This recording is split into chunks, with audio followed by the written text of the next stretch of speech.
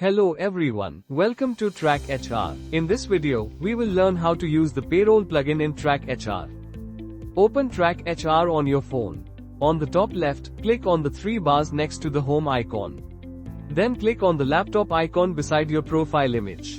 From here, use your web code to open TrackHr web.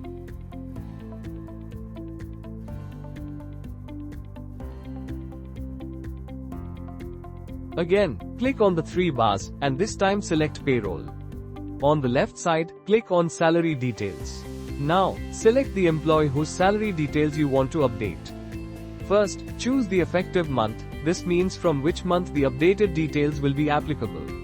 Select it carefully to avoid any salary discrepancies. Next, select the salary type, whether it is per month, per hour or per day. If an employee has the right to do overtime, enter the overtime rate per hour. Now, let's move to the earnings head section. Here, you need to fill in the basic and HRA amounts. Along with this, you can either select predefined allowances from the list or create your own custom allowance. Next, in the compliances section, you can update PF and ESI details. Then, move to the deductions section. Here, you can select from predefined deduction heads or create your own custom deduction head as required. After entering all the changes, click the Update button on the top right to save them.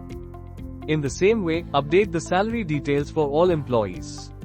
After that, we will move on to calculating the monthly salary based on attendance. Go back to the previous screen and click on Run Payroll. From the filters on the left, you can select the month and department. By default, the previous month is already selected. On this screen, you will see the final salary of all employees. If you need to make any updates to the salary, you can do so here. You can also view each employee's payable days and click on them to edit in case any manual adjustment is needed.